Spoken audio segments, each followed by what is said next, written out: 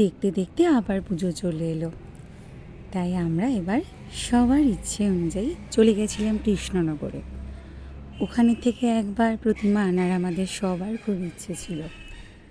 খুব ভোর ভোর বেরোনোয় আমরা না খেয়ে বেরিয়েছিলাম, তাই ওখানকার কচুরি আর স্পেশাল মিষ্টি সহযোগে ফাটাফাটি ব্রেকফাস্ট হলো। তারপর শিল্পীর ঠিকানা খুঁজতে কৃষ্ণনগরের গলির আনাচ কানাচ বিস্তর ঘোরা হলো। ভালোই লাগছিল দেখতে, বেশ সুন্দর জায়গাটা। তারপর আমরা ঘূর্ণি বলে একটি জায়গা আছে, যেখান থেকে দুটি রাস্তা ডানে আর বামে চলে গেছে। ডান দিকে পুতুলপট্টি পড়ে, সেখানেই শিল্পীর ঠিকানা ছিল। ওখানে আমরা চলে গেলাম, আর গিয়ে যা দেখলাম, যাকে এক কথায় বলে মন্ত্রমুগ্ধকর।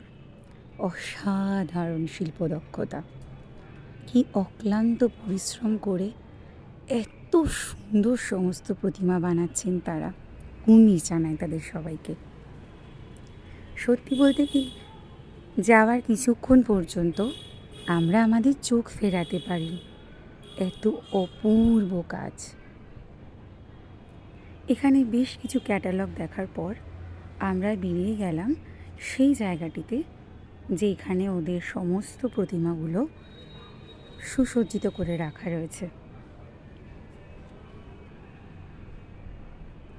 সত্যি বলতে কি, একটার পর একটা প্রতিমা এত সুন্দর, এবং একটার সাথে আরেকটার কোনো মিল নেই, খুবই ইউনিক।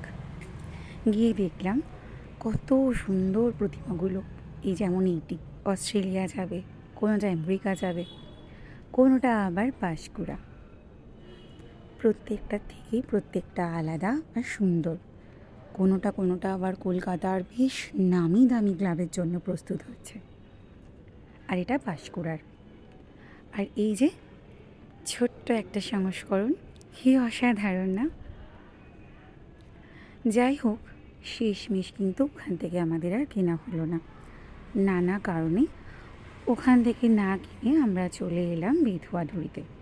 সেখানেই ঠিক হলো যে ওখান থেকে আমাদের প্রতিমা আনা হবে। তারপর সারাদিন মজা করে আমরা বাড়ি ফিরলাম।